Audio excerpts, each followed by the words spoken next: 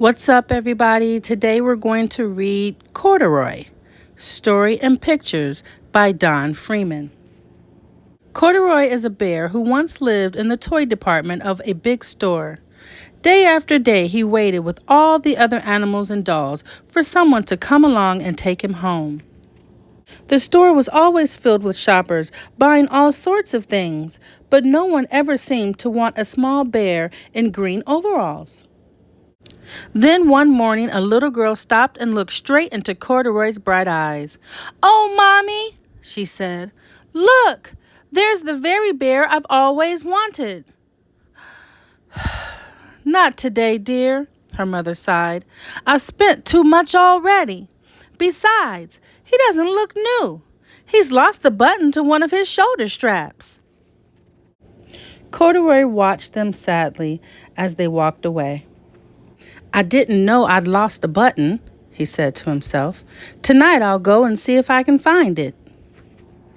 Late that evening, when all the shoppers had gone and the doors were shut and locked, Corduroy climbed carefully down from his shelf and began searching everywhere on the floor for his lost button. Suddenly, he felt the floor moving under him. Quite by accident, he had stepped onto the escalator, and up he went. Could this be a mountain? He wondered. I think I've always wanted to climb a mountain. He stepped off the escalator as it reached the next floor, and there, before his eyes, was the most amazing sight. Tables and chairs and lamps and sofas and rows of beds. This must be a palace, Corduroy grasped. I guess I've always wanted to live in a palace. He wandered around, admiring the furniture. This must be a bed, he said. I've always wanted to sleep in a bed. And up he crawled onto a large, thick mattress. All at once he saw something small and round. Why, here's my button, he cried. And he tried to pick it up, but like all the other buttons on the mattress, it was tied down tight. He yanked and pulled with both paws until, pop, off came the button. And off the mattress Corduroy toppled, bang, into a tall floored lamp. Over it fell with a crash. Corduroy didn't know it, but there was someone else awake in the store. The night watchman was going his rounds on the floor above. When he heard the crash, he came dashing down the escalator.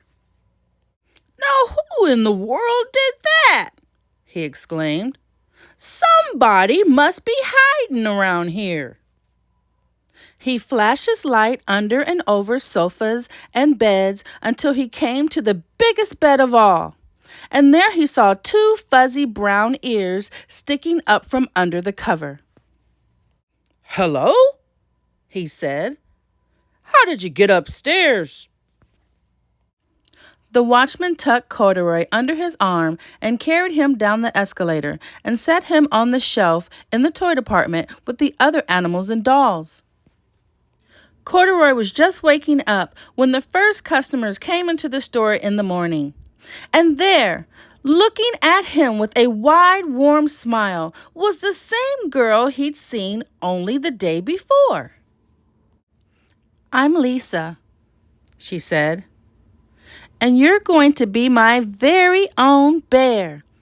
Last night I counted what I've saved in my penny bank, and my mother said I could bring you home. Shall I put him in a box for you? The saleslady asked. Oh, no, thank you, Lisa answered, and she carried Corduroy home in her arms. She ran all the way up 4 flights of stairs into her family's apartment and straight to her own room. Corduroy blinked. There was a chair and a chest of drawers, and alongside a girl-sized bed stood a little bed just the right size for him. The room was small, nothing like the enormous palace in the department store. This must be home, he said. I know. I've always wanted a home.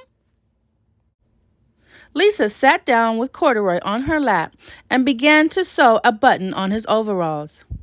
I like you just the way you are, she said, but you'll be more comfortable with your shoulder strap fastened. You must be a friend, said Corduroy. I've always wanted a friend. Me too, said Lisa, and gave him a big hug. Like, share, subscribe, hit the notifications button, visit ivyamerican.com. Thank you.